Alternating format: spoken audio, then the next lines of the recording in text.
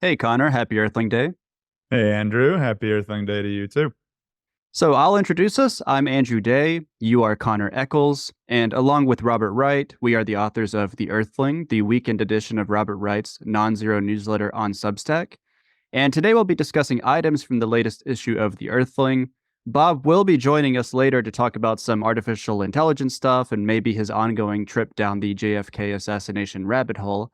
But before Bob joins us, you and I are going to discuss Defense Secretary nominee Pete Hegseth's views on Islam, Biden's decision to transfer landmines to Ukraine, gangs in Gaza looting humanitarian aid trucks, a Manhattan Project to build artificial general intelligence, Trump's nominees this week for top government positions, and some AI updates, perhaps not in that order. And after this kind of rapid fire segment of topics, we'll discuss in a bit more detail some big news related to the Russia-Ukraine conflict and the Israel-Palestine conflict. So, Connor, take it away. Yeah, so the first one I wanted to highlight was this story from the Washington Post that you just mentioned, which is that there are looting humanitarian aid.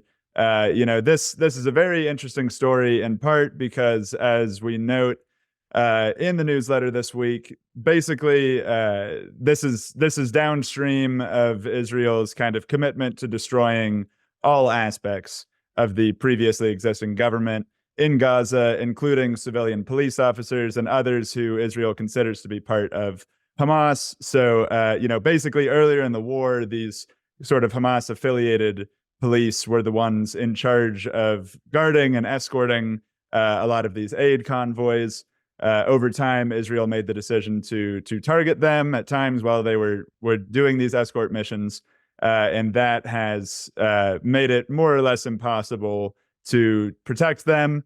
And given that kind of general unrest within the Strip, given the general inability to stop anyone who might want to attack one of these convoys, these gangs have formed and become quite powerful, and are basically looting and removing either valuable materials from the trucks, cigarettes are a particular one, or any other types of like foodstuffs and things like that, and selling them at really increased prices. And there's one interesting quote. So the UN believes that this is happening kind of either with the kind of tacit acceptance of Israel or with even kind of active help in some cases. And one UN official that was anonymous in this piece told the Financial Times that, quote, these guys are probably the only people in Gaza who can get 100 yards from an Israeli tank or Israeli soldiers without being shot, end quote.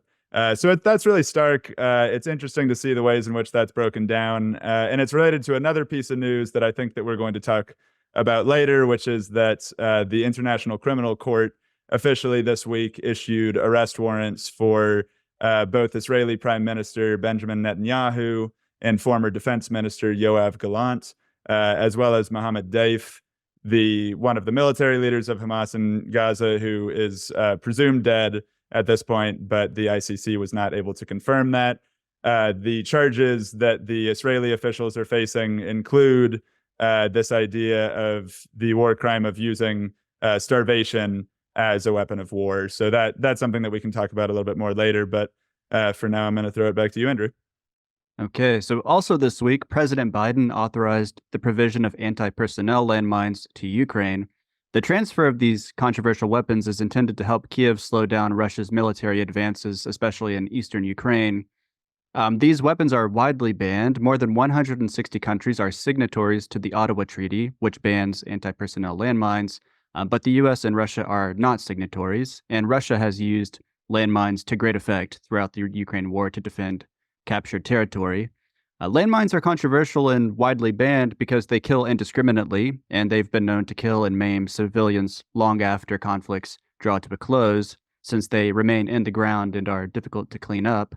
US officials, though, said that they are sending so-called non-persistent mines, which either self-detonate or run out of battery charge within weeks, though some noted that non-persistent landmines often fail to self-detonate, and that the explosive materials contained inside them still pose a risk to civilians even after the batteries run out.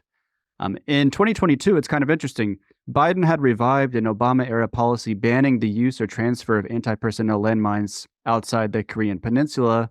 And in fact, in 2020, Biden, as presidential candidate, was very critical of then-President Donald Trump for reversing that policy, calling Trump's move reckless and unnecessary from a military perspective.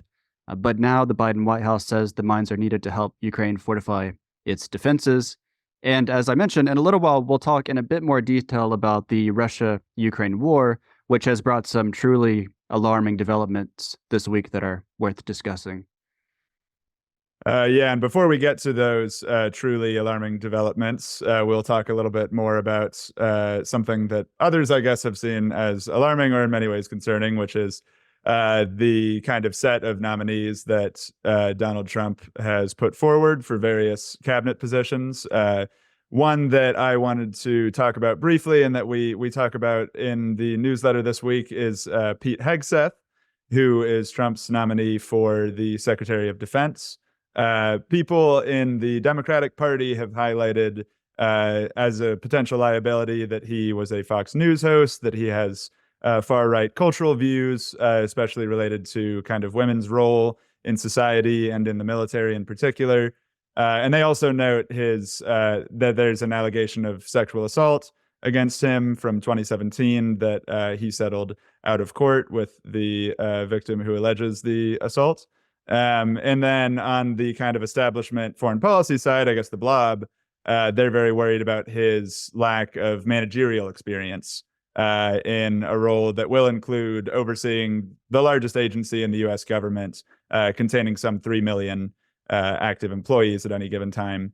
But we kind of saw some aspect of his views was getting less attention, and this, I think we can agree, is going to add some interesting challenges to his tenure as Secretary of Defense if he is put into that position, which is his quite unusual views, I would say fringe views about Islam and about how Muslims kind of intend to interact with the West. So in a 2020 book called American Crusade, he argued that Islam has, quote, been at war with its enemies, meaning all infidels, since it was founded, and it will never stop. He added that all modern Muslim countries are de facto or formal, quote, no-go zones for practicing Christians and Jews, which is a completely false claim. That is one that I can prove myself as someone who is a practicing Christian who has lived in more than one Muslim country for periods of time, or at least spent time in more than one Muslim country. And this kind of all poses an interesting set of questions because he argues that there is this ongoing war, that Islam kind of as this single figure that he views is engaged in against the West, and this will create some serious challenges for dealing with Muslim leaders. A big part of his job as defense secretary will be dealing with foreign dignitaries, and given America's kind of massive footprint in the Middle East, a lot of them will be Muslim. If he truly believes these things, then it would certainly undermine his ability to work with these people. And if he continues to make comments like this, then there's a real risk that it will lead to either diplomatic incidents or real ones. And then maybe I'll end this with one quote that he had in his book that the Washington Post highlighted that I think is worth highlighting. And it's a little bit longer, but I'll do the whole thing now, which is that, quote, our present moment is much like the 11th century. We don't want to fight, but like our fellow Christians 1,000 years ago, we must. Arm yourself, metaphorically, intellectually, physically. Our fight is not with guns. Yet. And I'll leave it at that. Over to you, Andrew. Okay, so I'll keep the topic on Trump's nominees because this week he announced a spate of new picks for top government positions, 3 of which we write about in today's Earthling. So looking ahead to Senate confirmation hearings, we kind of highlight some issues that are likely to come up in those hearings during questioning. So Trump tapped Chris Wright as energy secretary. Wright is a fracking CEO who last year said, quote, there is no climate crisis and we're not in the midst of an energy transition, end quote. Trump's choice for education secretary is Linda McMahon, a former CEO of World Wrestling Entertainment and the wife of wrestling luminary Vince McMahon. In 2009, when Linda McMahon was seeking a post on a state education board, she falsely claimed that she had a bachelor's degree in education. She later retracted that claim, saying she had mistakenly thought her degree was in education rather than French, her actual major. Trump named Brendan Carr as the next chairman of the Federal Communications Commission. Carr is a vocal supporter and ally of Elon Musk. The FCC is currently deciding whether to allow Musk's Starlink satellites to orbit closer to Earth, which would apparently make the internet they provide faster, but could worsen the problem of overcrowding in low Earth orbit. Carr has also advocated for giving FCC grants to Starlink as part of this broader broadband expansion program. And he plans to give extra scrutiny, he says, to X's social media rival Facebook and other members of what he calls the censorship cartel. He's kind of a proponent of free speech kind of person. And this week, we're giving Enzian readers a chance to put their forecasting skills to the test. As you know, Connor, we have our own Metaculus community where our readers can assign probabilities to possible future events. And this week, we ask, what are the odds that the Senate rejects at least one of Trump's cabinet-level nominees? Now that Representative Matt Gaetz has withdrawn from consideration for Attorney General, the most controversial remaining nominees seem to be Tulsi Gabbard for Director of National Intelligence and the person you just mentioned, Fox News host Pete Hegseth for Secretary of Defense. So Enzian readers, if they go to the Earthling, they can click a link to take them to the Metaculus community that we have, and they can weigh in on the likelihood that at least one of these controversial nominees will be rejected by the Senate. Yeah, and we'll probably end up. We may talk about more of that topic with Bob in overtime, so watch out for potentially more discussion there. But for now, one other topic that I did want to bring up is that there was a new government commission report this week that called for a quote Manhattan Project-like effort aimed at building artificial general intelligence before China is able to do so. The report argues that China is rapidly seeking to develop this technology, artificial general intelligence, which, for those who aren't aware of the distinction, current AIs, the LLMs that you may already use in your daily life, are obviously able to do sort of a specific subset of tasks and are able to kind of seem intelligent or to do things that might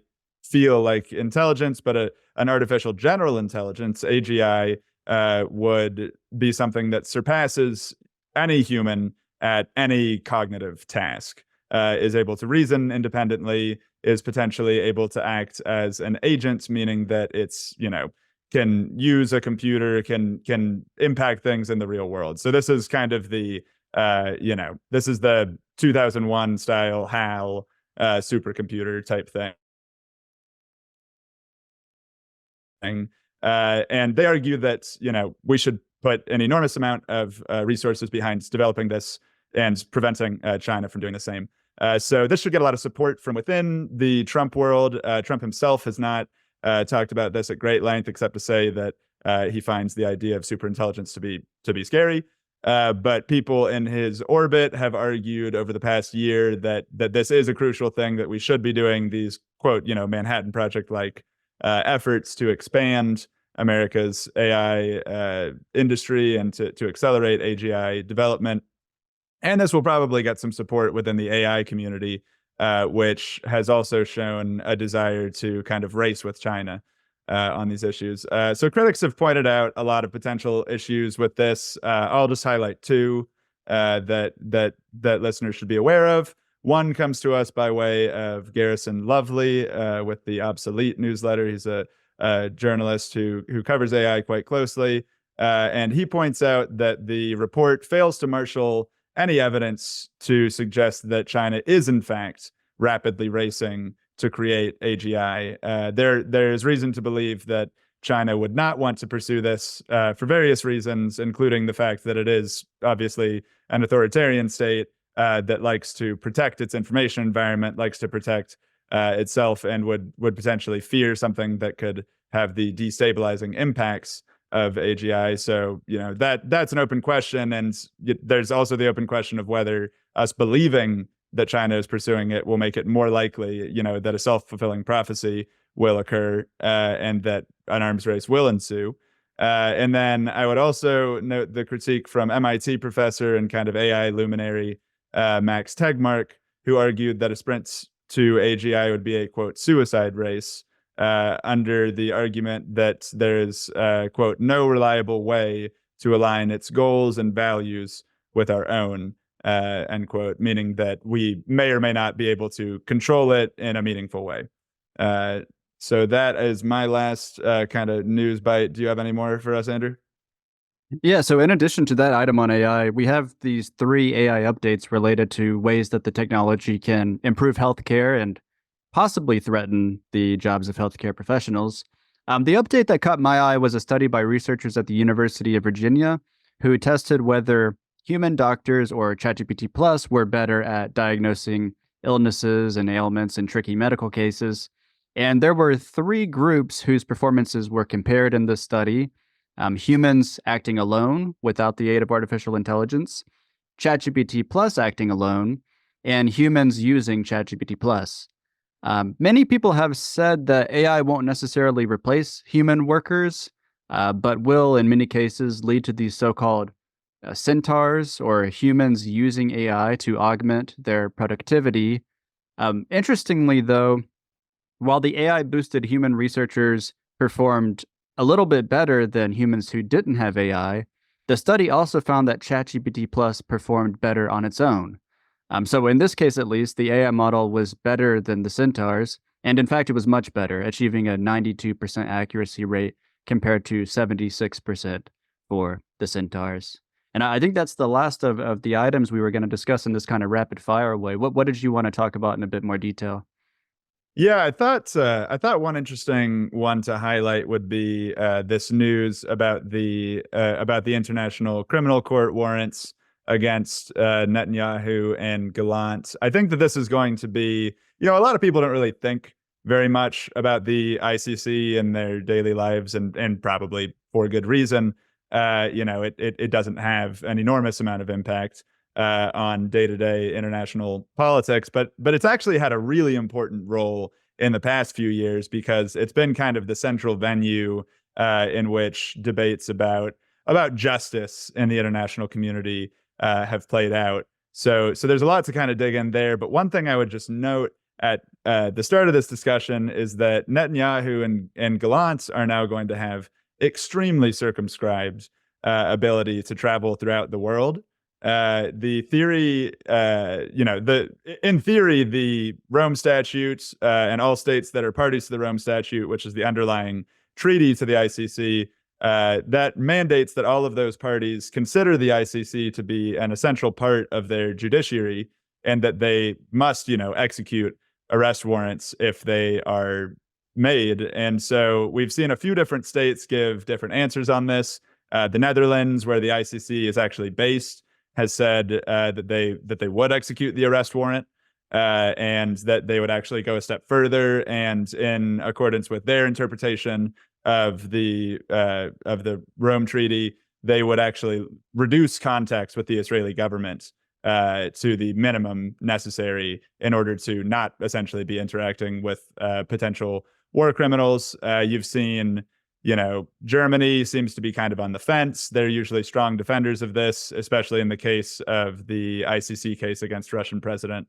Vladimir Putin, who faces, I believe, it's not genocide, but it's charges related to Kidnapping, I believe. The kidnapping of children, right? Mm-hmm. Yeah, so that they've taken children from the areas that they occupy, and that is a war crime, that they are not allowed to take those children, and that's been a very important case that even the United States has defended and has actually contributed to. But then now we're seeing these cases where it's going to really put European states in a difficult place. But yeah, so like Canada said they would arrest. The only states that have said clearly that they wouldn't are Hungary and Argentina, both members of the ICC, but both with very strongly pro-Israel governments, have said that they wouldn't. But yeah, I mean, I'm kind of curious, Andrew, just to get your general take on this, and then we can kind of dig into it more. Yeah, I mean, I don't know as much about it as you do. You just said something that or you alluded to something that I find kind of interesting, which is that the Biden White House is in a pretty awkward position right now, considering that they basically endorsed the ICC warrant that was issued against Putin. President Biden and other White House officials, to their credit, often did note in discussing that arrest warrant for Putin that the U.S. isn't party to the ICC. So they, the U.S. isn't obligated to kind of participate in this arrest if Putin traveled here. But Blinken, at least, he was being questioned, I think, by Lindsey Graham in some Senate hearing or something. And he said, in answer to Graham's question, that other countries who are members of the ICC should fulfill their obligations and arrest Putin if he comes to their territory. Obviously, now they're singing a very different tune. They flatly rejected the court's decision. And before the court made the decision, they were putting pressure on the ICC not to issue the warrant, right? So I think, one thing that kind of stands out to me about this story is it highlights what many take to be the hypocrisy of the U.S. I just think that the, simultaneous occurrence of the Russia-Ukraine war and the Israel-Palestine war has exposed some contradictions in U.S. policy, or has led to some contradictions in U.S. policy that seemingly undermine the White House's credibility. And this is probably a major example of that. You mentioned some Western countries that, like U.S. allies that have said, or their leaders have suggested, that they might honor this warrant and they would possibly arrest Netanyahu if he traveled to their territory. I'm wondering, given the kind of pressures that the U.S. could apply on them, like Canada, for example, do you actually think that Canada, if we just stick with that example, would indeed arrest Netanyahu if he traveled there? Because that would be such a significant, kind of crazy event if that happened. Yeah, I don't think we're going to get to test that particular theory. I think that there's no way that Netanyahu goes to Canada. I think there's no way he goes to the Netherlands, to Spain, any of these like cut and dry countries that would definitely arrest him. Because I do think that Canada would definitely arrest him based on the comments that Justin Trudeau made. Unless there's a change of government, there's a chance that it goes to a more conservative government soon, and that they may have a different set of views. Listeners could go to Paul Bloom episodes of the NonZero podcast for all the Canada talk if you want to get more details there. But yeah, I mean, I think it's going to be so. This could hardly come at a worse time for the court, because with Trump coming into office, as some people might remember, Trump issued sanctions against the former ICC prosecutor during his first term in office. He did all kinds of things to kind of complicate the work of the ICC. Previous Republican presidents have viewed it as an infringement on the sovereignty of other countries and on the U.S. itself. In the case of Israel, they're particularly going to be kind of enthusiastically defending the idea that Israel is capable of prosecuting war crimes itself, that it's a democracy with a judiciary that does not need outside assistance from the ICC to achieve justice. That is going to be a central argument made. And I think that we're going to see a revival of these bills that have actually gotten Democratic support as well as Republican support to increase pressure on the ICC in various ways. So either to issue sanctions, to take steps to either criminalize or prevent any kind of contacts with the ICC. It's hard to say exactly how far that would go, but I think it's pretty clear to me that it'll be a thorny issue. And on the travel thing, what's tough is that so Gallant is no longer a member of the government, or he's no longer a minister. For Netanyahu, there's a legal question as to whether diplomatic immunity kind of supersedes a warrant, and whether you should execute a warrant when a head of state is visiting on official state business. This played out in South Africa in, I believe, 2017, when Sudanese then President Omar al-Bashir, who remains wanted by the ICC, was visiting, and he went and left and was not arrested by South Africa, even though they are party to the ICC. But that's actually led to an extraordinary amount of anger within South Africa itself. And now it's become clear that the judiciary felt that that was wrong, and that they would mandate an arrest if, for example, Vladimir Putin were to visit. And so that's part of the reason that Putin did not visit South Africa, and that the BRICS summit, the summit of these non-Western states, didn't occur in South Africa as it was scheduled to. I believe it was scheduled to in 2023. So it is a real problem, right? There is a genuine legal question that won't be easily solved from a distance. But for Gallant, if he doesn't have the diplomatic immunity, that whole thing is off the table completely. So he would have to hope that his plane doesn't even make an accidental landing, for example, an emergency landing within a country that is a member of the court. So that'll be a real challenge. Interesting. You know, some political scientists have argued that there is a pretty major downside to these kinds of arrest warrants, including one professor who's argued this is actually at Northwestern, our mutual alma mater. His last name is Kirk-Merrick. I think forgot his first name. But they Daniel say that Kirk-Merrick, I think. Yeah, that's right. But they say, people who make this argument say that world leaders, when they have like an arrest warrant against them, when the organs of international law are kind of being arrayed against them, while they're at war, which is usually when this happens, their backs are kind of against the wall, and they have an incentive, like an extra incentive, to win the war and to not wind it down. Because alternatively, you know, they might think, okay, I'll wind down the war, we'll reach some sort of settlement, and then I and my state will kind of be welcomed back into the international community as a player in good standing in the world arena. But when they have this arrest hanging over their head, they kind of hunker down. I don't know how much that logic really applies in the case of Israel, but I guess I can't see why it wouldn't. But you know, these people who make this argument, they're not necessarily opposed to like ICC arrest warrants. They're just kind of highlighting all of the consequences that can unfold. Maybe Right. I'll move things on to talk a little bit about the Russia-Ukraine war and some escalatory dynamics that have unfolded this week and have seriously worried many analysts. I've already mentioned Biden's decision to transfer landmines to Ukraine. That decision came on the heels of another more significant decision to let Ukraine strike deep into Russian territory with long-range missiles supplied by the U.S. Following Biden's move, Putin lowered the threshold for Russia's use of nuclear weapons, and under the new doctrine, a retaliatory nuclear strike can be triggered if Russia is attacked using conventional weapons by any nation supported by a nuclear power, which is precisely the kind of attack that Biden gave the green light to this week. And on Tuesday, Ukraine did indeed strike Russia with U.S.-supplied missiles. And then on Wednesday, it struck Russia with missiles supplied by the United Kingdom.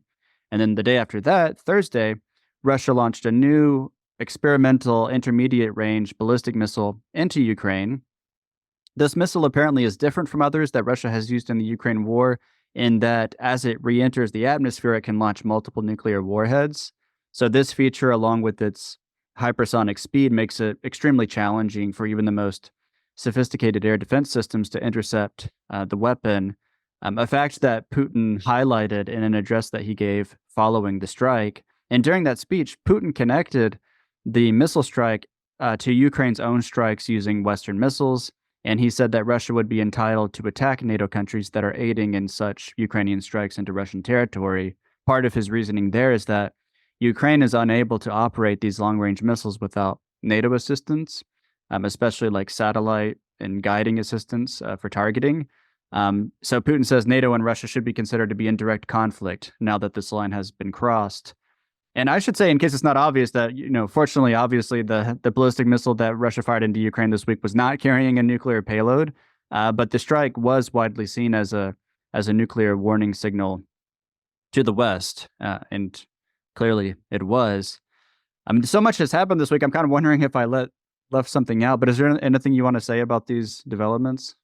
Yeah, I mean, I would just add that this multiple reentry vehicle we're talking about, this MRV that, you know, can launch multiple warheads at once from a single missile. This is a type of technology that would, you know, and this type of missile that would set off all kinds of early warning sensors across the West. And I believe that we have seen that this set off kind of these early warning nuclear sensors. And you know, just to really hammer home on that, that means that there was a period of time, since we can't tell what the payload of with these until they hit, there was a period of time, maybe only a few minutes long, in which the West had to figure out if Ukraine was about to be nuked, right? So that is the position that we're in right now. It is completely indistinguishable whether that has a nuclear or conventional payload, and we had basically no time to respond to that. And if in the future it is carrying a nuclear payload, we will have no time or only a few minutes to respond to that. So this is a particularly dangerous stage of the war. It's almost kind of hard to believe. It's everything has this kind of boil the frog kind of path to it. You know, there have been all of these slow, incremental ways in which the war has escalated over the last couple of years, and very logically, right? Because Ukraine has these fundamental disadvantages. It's in their interest to deepen Western involvement in the war and to get access to more effective Western weapons. And because of that, Russia has, increasingly pulled up the threshold, and or I guess lowered the threshold now for nuclear cross. So they need to do something strong to restore that deterrence. So we're entering a really dangerous time, or we're continuing in a dangerous time because it has been dangerous. Yeah, and I'll say apparently the Kremlin did pick up the special phone, like the hotline phone, and gave, I think, like 30 minutes warning to the U.S. at least before firing this missile. All right. Some people have taken solace in that fact. I think I saw Emma Ashford, the international relations scholar and foreign policy analyst. She noted on X that it's actually kind of disturbing that we're at the point where the Kremlin is placing calls using the phone that's specifically for like sharing information about nuclear war and trying to avert that. But it is at least good that they gave the warning. I guess one question that we could maybe briefly discuss before ending, and then Bob will come on, is like, what is the Biden administration up to exactly? Their express rationale for the landmines makes sense. They want to stop Russia's advances in eastern Ukraine, and landmines are pretty good at that, whatever they're dangerous to civilians. But as far as the decision to let Ukraine use these long-range missiles in Russia, the rationale they provided was sort of garbled. Like they said, well, it's because of the North Koreans entering the fight, because there's thousands of North Korean troops now who are helping the fight in Kursk. And the connection never really made sense to me. I mean, I could kind of understand it on the level of like, okay, so Russia's third party country allies are getting more involved, so Ukrainians also need to get involved to show that they also are supporting their ally. I could kind of see that maybe, but Ukraine didn't actually use these U.S. supplied missiles to strike Kursk and to target the North Koreans who are helping to retake the Kursk region, which is a region in Russia that Ukraine invaded in August, I think this summer sometime. The British, what are they called? Storm Shadow missiles. Those were used in Kursk, but Biden's were not. And, some people have suggested that Biden is intentionally trying to complicate and hamper Trump's ability once he becomes president to pursue a peace deal by crossing all these red lines, and I guess just making the war generally more complicated and tense.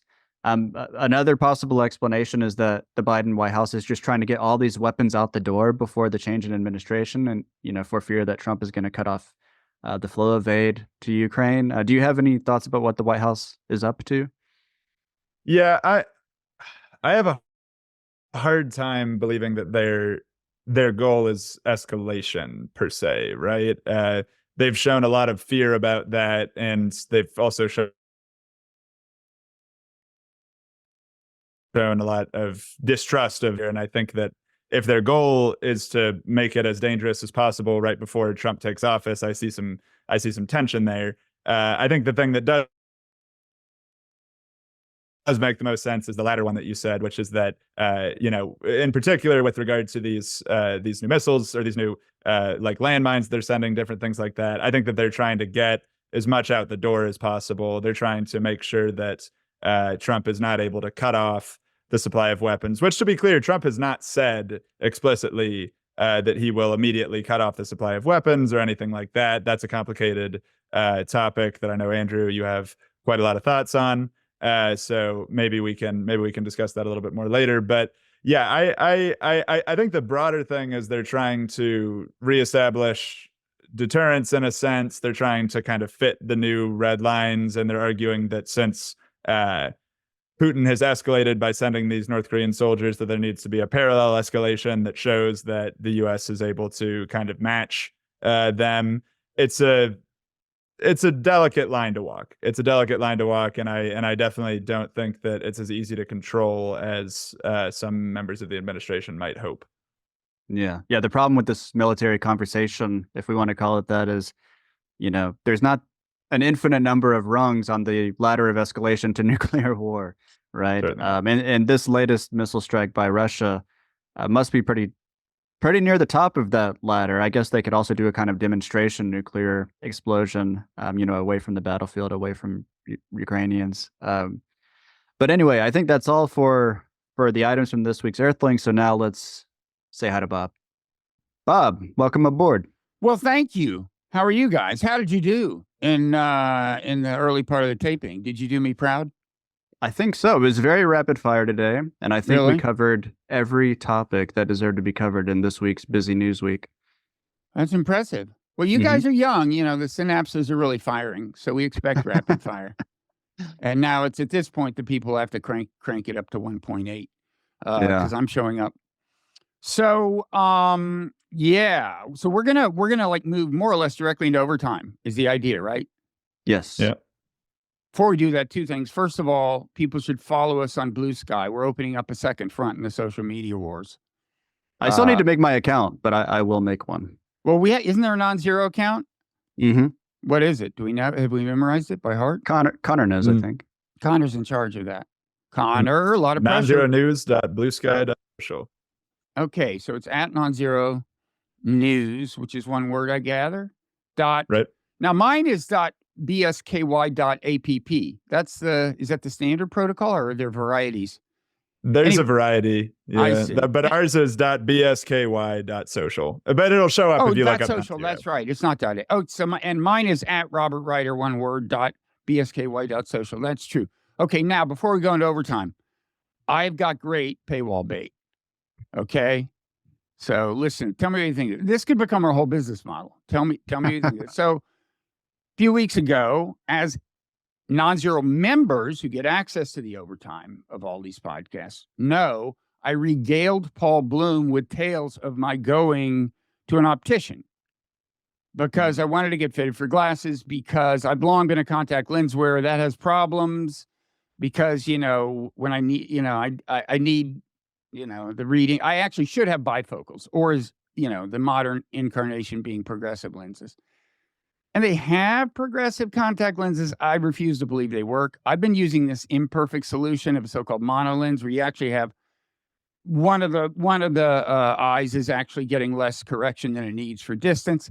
That has downsides. So anyway, got these glasses, okay? But I'm not sure. It's a radical look. It's going to be very controversial. Radical look. There's a story behind these frames that I will share with you in overtime.